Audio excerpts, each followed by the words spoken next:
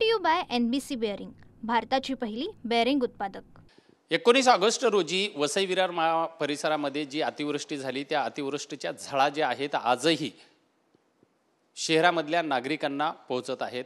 अनेक ठिकाणी पाणी साचलेलं आहे आणि पाण्याचा निचरा होत नाहीये। आता माझ्यासोबत स्वतः महापालिकेचे अतिरिक्त आयुक्त दीपक सावंत आहेत। सर, काय सांगणार की आज 4था दिवस निघालेला आहे मात्र शहरातला आणखीही पाण्याचा निचरा होत नाहीये, काय नेमके कारण आहेत? कारण नागरिक अतिशय दयनीय अवस्थेमध्ये जीवन जगत आहेत। वसई विरार शहर महानगरपालिका क्षेत्रामध्ये प्रभाग समिती A to I या 9 प्रभाग समिती आहेत। या क्षेत्रामध्ये 19 तारखेला जो पाऊस झाला त्या पाऊस झाल्यामध्ये जवळजवळ त्या दिवशी 249 मिलीमीटर एवढा पाऊस झाला आणि समुद्राला भरती होती।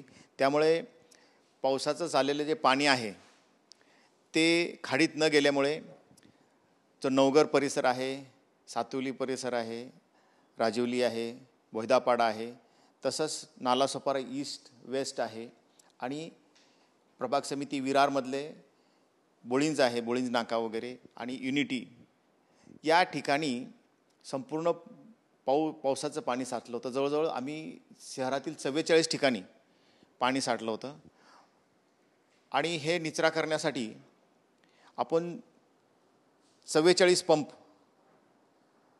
पहिल्यांदा लावले होते, परत अजून 20 पंपची ॲड केली, असे जवळजवळ 64 पंप पाण्याचा त्या सोसायटीमधून बाहेर काढण्यासाठी उपाययोजना केली होती।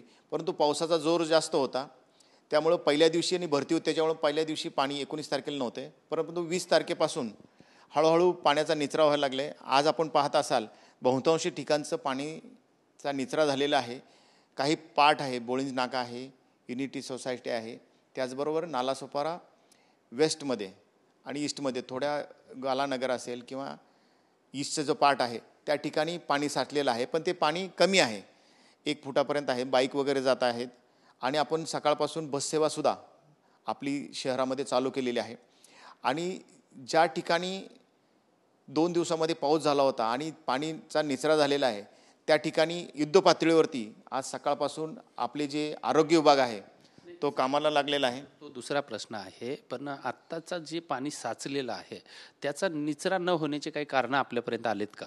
नाही, निचरा होण्याचं कारण म्हणजे समुद्राला भरती होती आणि पाऊस 2 दिवसामध्ये जवळजवळ 500 मिलीमीटर एवढा पाऊस झाला आणि भरती असल्यामुळे तो निचरा त्या प्रमाणात झालेला नाही पाण्याचा। समुद्रामध्ये पाणी आता आणखी भरती आहे का?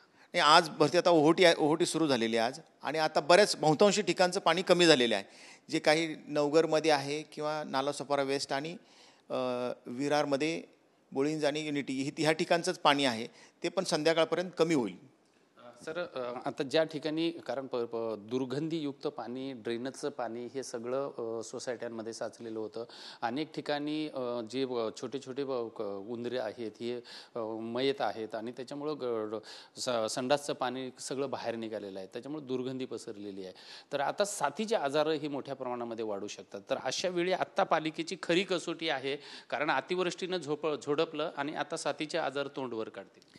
नाही, ह्याच्यासाठी कालपासूनच आम्ही आरोग्य विभाग आहे, आरोग्य विभागामार्फत ज्या ठिकाणी पाण्याचा निचरा झालेला आहे आणि आता तिकडे जे कचरा वगैरे साठलेला आहे ते क्लीन करण्यासाठी युद्ध पातळीवरती पोकलेन, JCB असेल किंवा मनुष्यबळ असेल हे पुरवून सफाईचं काम सुरू केलेलं आहे। साफसफाई केल्यानंतर जंतुनाशक फवारणीची सुद्धा सूचना त्यांना दिलेल्या आहेत। सकाळपासून आमचे सर्व लोक फील्डमध्ये आहेत आणि ते साफसफाईचं काम करत आहेत।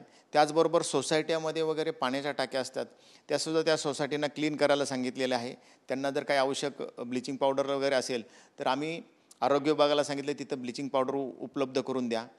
त्याशिवाय जे आमचे दवाखाने आहेत शहरामध्ये सगळे, त्या दवाखान्याच्या क्षेत्रामध्ये जिथे पाणी साठलं होतं आणि जे आरोग्य केंद्र आहेत त्या ठिकाणी आम्ही कॅम्पसुद्धा चालू केलेले आहेत।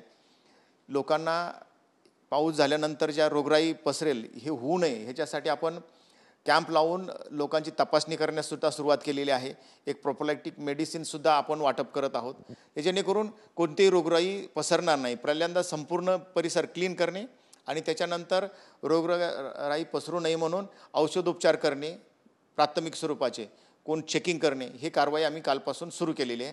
आज आमचे सर्व डॉक्टर फील्डमध्ये काम करत आहेत. सर, आतापर्यंत या पूर्ण सगळ्या पूर परिस्थितीमध्ये किती लोकांना आपण रेस्क्यू केलेलं होतं आणि सध्याची त्या लोकांची स्थिती काय आहे? जे पूर परिस्थितीमध्ये लोक अडकलेले आहेत त्यांच्या महापालिकेकडून काय व्यवस्था करण्यात आलेली आहेत? अनेक ठिकाणी लोक ही अन्ना पाण्या वाचून सुद्धा परेशान आहेत. नाही, 19 तारखेला आपण जवळजवळ 21,000 पॅकेट्स आपण संपूर्ण शहरामध्ये जीवदानी ट्रस्टने दिले होते, ते आपण वाटप केलेले आहेत. त्याशिवाय कालसुद्धा 10,500 फूड पॅकेट्स आपण ज्या क्षेत्रामध्ये पाण्याचं होता ओसरलं नव्हतं त्या ठिकाणी दिलेले आहेत. आपण कामनमध्ये जवळजवळ 177 कामनचं जे जिल्हा परिषदेचे स्कूल आहे, गावदेवी मंदिर शेजारी, तर तिथली सावंतपाड्यामधले लोक रेस्क्यू केले होते. तर त्यांनासुद्धा आपण जेवण वगैरे उपलब्ध करून दिलेलं आहे. त्यांना तिथं राहण्याची व्यवस्था केलेली आहे. बोहिदापाड्याला पण 19 तारखेला आपण काही लोक रेस्क्यू केले होते. तर त्यांचीसुद्धा आत्ताची एकंदरीत परिस्थिती नाही, आज फक्त जे कामांचे आहेत ते लोकच फक्त तिथे आहेत. 177-150 लोक असतील तिथे. बाकीचे लोक बाकीचे पाणी ओसरल्यामुळे ते स्वतः घरी गेलेले आहेत. आता उद्यापासूनची जी पालिकेची काय व्यवस्था असणार आहे आणि कशा पद्धतीनं नागरिकांना आपण आवाहन करणार आहेत? नाही, आमची प्राथमिकता हे साफसफाईला असणार आहे. प्रथमतः शहरातली संपूर्ण साफसफाई करणे आणि आरोग्याच्या दृष्टिकोनातून जे कॅम्प असतील, काही रोगराई पसरू नये म्हणून करावे लागणारे उपाययोजना असतील, कॅम्प लावून किंवा चेकिंग करून, ह्याला आमची प्राथमिकता असेल. त्याचबरोबर शहरातील जे रस्ते वगैरे आहेत ते रस्ते जे खराब झालेले आहेत त्याला प्रत्येक प्रभागनिहाय आपण ठेकेदारांची नेमणूक केलेली आहे. ते त्वरित दुरुस्ती करण्याला, थोडी पाऊस बंद झाला का लगेच त्वरित दुरुस्त करण्याला सुरुवात करणार आहे. निश्चितच ही होती अतिरिक्त आयुक्त दीपक सावंत. आणि सध्या महापालिका हद्दीमधलं जे सोसायट्या आहेत, रस्ते आहेत, यांच्यावर साचलेलं पाणी हे समुद्रातल्या भरतीमुळं साचले असा पालिकेचा दावा आहे. आणि ज्या ठिकाणी पाण्याचा निचरा झालेला आहे त्या ठिकाणी मात्र आरोग्याच्या दृष्टिकोनातून सर्व महापालिकेनं उपाययोजना राबवलेल्या आहेत. नागरिकांना सुद्धा जर अशा साथीच्या आजारांचा जर कुठं प्रादुर्भाव आढळला तर त्यांनीसुद्धा पालिकेच्या आरोग्य रुग्णालयाशी तात्काळ संपर्क करावा. ही आव्हान सुद्धा पालिकेकडून करण्यात आलेलं आहे. आता पूर परिस्थितीमध्ये तर नागरिकांना हैराण झाले, पण उद्या साथीच्या आजाराचा नेमका काय परिणाम होतो हे सुद्धा पाहणं तेवढंच गरजेचं आहे.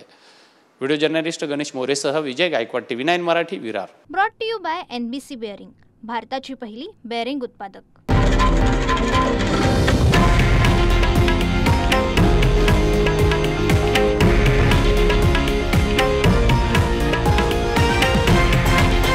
हे आहे देशातील नंबर 1 न्यूज नेटवर्क आणि आपण पाहत आहात TV9 मराठी, एकमेव.